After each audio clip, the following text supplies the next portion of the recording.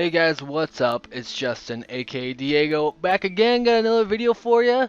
I am going to talk about threat generation. A gentleman messaged me saying he was having some issues with threat generation in heroics, and also said it was probably a little bit of gear, which is always a big factor in threat generation.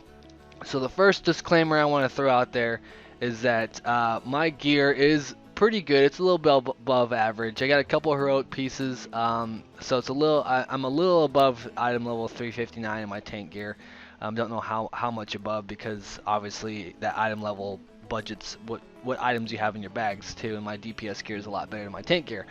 Anyway, so my DPS or my tank gear is pretty good, so I don't have personally too many aggro issues in heroics, because I do outgear the randoms that I get most of the time.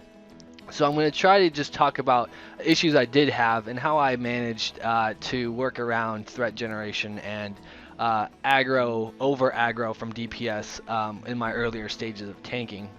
One thing I do want to say is this BRD run is a backdrop for kind of what I want to talk about. I will talk about something specifically to the BRD run, but I sped up most of it, cut out most of the boring parts, and yeah, so if it speeds up and slows down, I apologize. If it's too fast, just let me know. If it's kind of if you can't keep up and it looks kind of like shit, I do apologize for that in advance. I'm still working on my Vista Vegas, or whatever you call it, editing skills. So most threat generation problems come in for multi-target tanking, just because you can't really account for who's attacking what. You could help that out in a big way by marking stuff. That's probably the biggest thing I could say is in these heroics, if you are new and you are under geared, mark stuff. 9 out of 10 people know that you kill skull first and then X next, and you CC whatever's not those two marks. So if you have CC capable DPS like a mage, usually moon for me personally is sheep, or you could clarify something else. And if you are under geared and you are going to be taking a lot of damage, or your healer's under geared, utilize that CC. It's going to really make your life a lot easier. As far as multi-target tanking goes, one add-on that I think is a must for all tanks is called tidy nameplates. I use the threat module called threat plates. So it's tidy nameplates with the threat module called threat plates. So it's called threat plates. I don't know how many times I need to say that, but you'll see anything that's green, I have aggro on, and anything that's red, I don't. So as soon as those ads pop, I got a bunch of red nameplates, and I spam my hammer, hammer of the righteousness, and then I put up Inquisition. On multi-target ad tanking, basically what I do personally is if I'm on 2 ads, I always hammer the righteousness, 2 or more ads, and I always use my finishers on Inquisition. I never shield the righteousness. I might once. It might be a cage situation when I use Shield of Righteousness on 2 ads, but most of the time on multi-target tanking, you always use your finishers on Inquisition, and use your Hammer of the Righteousness, Judgment, and Avenger Shield. Consecrate every once in a while, when you got the mana, if you are spec Hallowed Ground, you can consecrate more often. But basically, I mean, that's all you gotta do. Single target tanking, it's Crusader Strike, multi-target Crusader Strike, and Shield of Righteousness. Sorry, I should clarify that. Single target tanking, it's Crusader Strike and Shield of Righteousness. Pretty simple. Multi-target tanking, it's Hammer of the Righteousness and Inquisition. It's not much more complicated than that. Paladin tanking, it really is really automated, you guys. We really have one of the easier tanking rotations out of all the tanks. So as far as learning and understanding the tanking rotation, we have it easier than some of the other tanks personally. I don't know how you guys personally feel. I do have a low-level warrior tank, and his rotation at level 78 or whatever is already more complicated than the Paladin tanking rotation. So I just want to say, and like, I'm not saying Paladins are overpowered or Paladins are easy and Warriors are awesome or anything. I'm not trying to be biased here. I'm just saying, if you're having a hard time understanding the rotation, it's that simple. Hammer of the Righteousness on multi-target and Inquisition, and single target Shield of Righteousness and Crusader Strike, and then you use your fillers every other ability. Like your Judgment, Avenger Shield, Consecrate, Holy Wrath. So, like I said, I don't know if I said this as blatantly as I'm going to now, one of the biggest factors in threat generation is gear. And you really can't help that. I don't care how good of a tank you are. If you got a guy that's in all heroic raid gear and you're in blues and greens, You can pretty much do everything in your power, and you're still gonna have problems holding threat off that guy. Obviously that's class dependent on what class is DPSing, but because some classes hit harder than others. But long story short, some things you just can't help. And don't get frustrated with that. I mean, understand if a guy's really geared and someone's really geared, there's almost nothing you could do, and there's nothing that you can control that you could actually, hold threat off that guy. So, I mean, you just got to take those runs if that does happen. You just got to take those hits on the chin. But if you just put the time in, that's the biggest thing I could say is if you just practice tanking, and I call it practice because me personally, 5-mans isn't really, my end game goal. I want to do heroic raids and stuff like that. So these are my practice runs. So basically, if you want to get better at tanking, you have to do it. You got to put the time in to do it. You got to put the time in to get your gear. You got to put the time in to understand your class, and you got to put the time in to understand the mechanics of the encounters that you're doing. If you are only going to do 5-mans, you need to understand what trash pulls you could skip. You need to understand what mobs are vital to be CC'd and what mobs do what, and what, you need to plan for worst case scenarios. So if a pet or some hunter pet accidentally pulls an extra pack, you need to know when to use your oh shit buttons like bop or what's the divine guardian, that's the one I was thinking of, raid cooldown or party cooldown in a 5-man. You just got to understand when, and that's one of the biggest facets of tanking is tanking awareness. And that that just starts at the base level. I mean, that starts at level 2. Once you start learning what's going on around you, you could better incorporate using your abilities, using your heals to heal yourself, using your finishers to do damage, bops, all that stuff. You better incorporate that stuff into your arsenal if you know what's going on around you and when stuff's going to happen. PvE is very automated. You should know what's going to happen before it happens. I mean, it's not PvP. It's not you got to adjust on the go. I mean, sometimes you do, and learning to those oh shit pulls, but for most cases, you know what's going to happen before it happens. So if you just know that, and you can prepare for it when it happens. Sorry, I'm really hyper right now, as you can tell. I fucking can't talk. But this boss is a good example. I really am glad I actually got this for a backdrop for talking about tanking threat generation, because there's a lot of good tank fights in here. Beauty's a good tank fight. That first boss is a good tank fight, and this boss is probably my favorite tanking boss fight in Cataclysm right now. If you don't know how it works, you basically gotta drag the guy through the pillar of flame, so you could do damage to him. The more stacks he has, the more damage you do. If he doesn't have any stacks, you don't do any damage to him. And if the stacks fall off, adds come and stuff like that. So the idea is to not let the stacks fall off, but to not to keep him in there too long, because he does an AoE pulse every time he's in there, and your raid will eventually get withered down and die.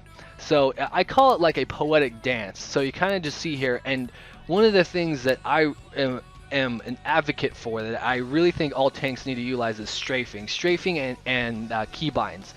Clicking and keyboard turns are really for people who play once a month. I mean, they're really it's a casual type of gameplay. You really need to better your game and get used to clicking, or get used to keyboard turning and keybinds. I mean, I've said this before, and people are all like, I click and I do fine and stuff like that.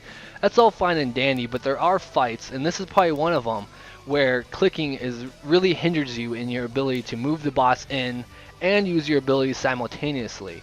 So I mean, that's another thing that I could really pound you guys on. That sounded really gay. Don't worry, I'm not homo. That's one thing I could really just pounding your guys' head. I can't think of another word. God, that just sounds so gay. But keyboard turning and strafing, strafing is really just the way to go. One thing that I've done to get away from keyboard turning is I unbound my keyboard turns. It's literally impossible for me on any of my characters to keyboard turn. So I unbound A and D, and I made those my strafes. and then I bound Q and E to something else on all my characters.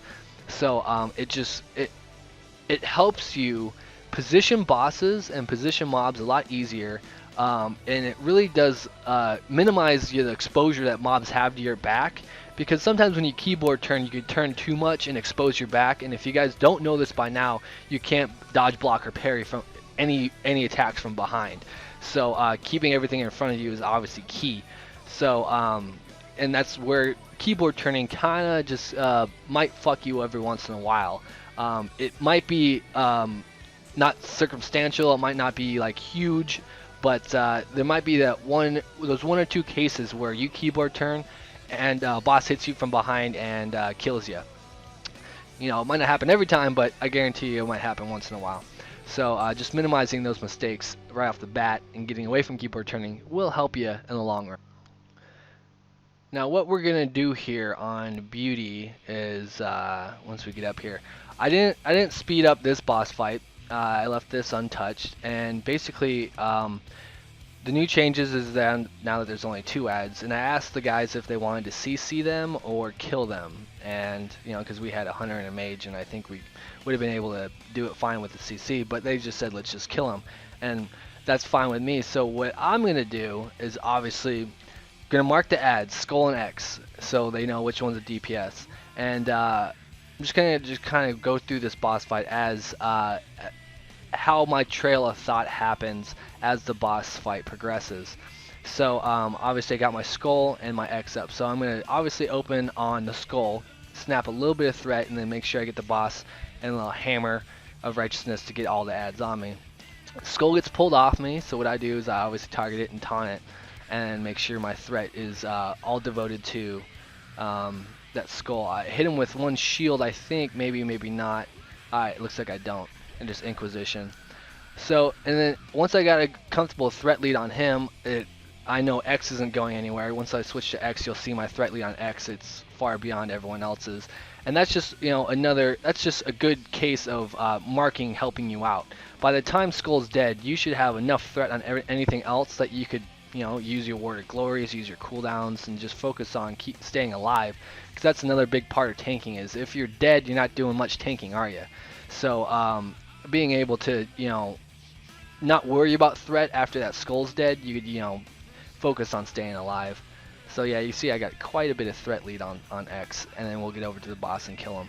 So then after that ad's dead, it's just Crusader Strike and Shield of Righteousness. Like I said, once you're on single target, you just switch out your AoE ability for single target abilities. And it's that simple. Paladin Tanking is that simple, guys.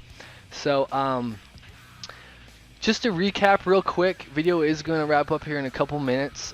Sorry if it is a little lengthy, but I kind of just wanted to, like I said, use this video as a backdrop. But to recap, Tidy Nameplates with a Threat Plates module is an amazing multi-target threat add-on for nameplates. You know, it's going to help you, let you know what's attacking you, what's, you know, not attacking you, help you get your taunts in order and what you need to taunt and stuff like that. And utilizing tab targeting and clicking through mobs to make sure you have significant threat on all of them is another good way of you know, increasing your threat generation on multi-target tanking.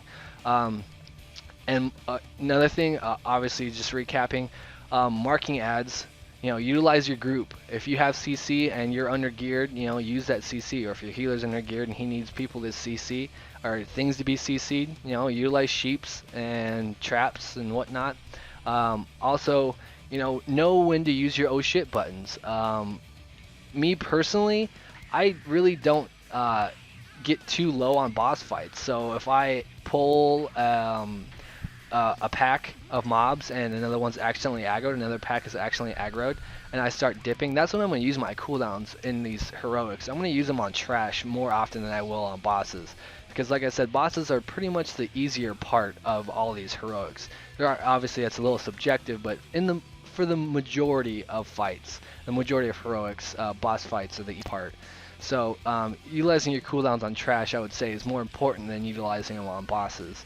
If you're wiping on bosses, it's probably due to just mechanics and encounter design rather than, you know, you just having threat issues, so, or not having those cooldowns.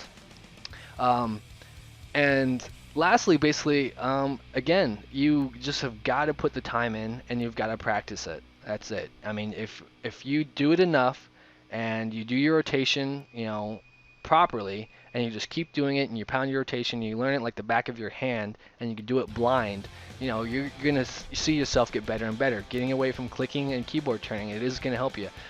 And I'm not gonna try to sell that point on you guys too much. If you are clicking and keyboard turning and you're doing fine, that's one thing. But I mean, if you want to get better, try out keyboard, or sorry, mouse turning and key binding. It really will help you. It'll help you use your abilities on the move, and it'll help your camera movement while you're need to look around and see what's going on around you. Because like I said, that's one of the biggest facets of tanking, is tanking awareness.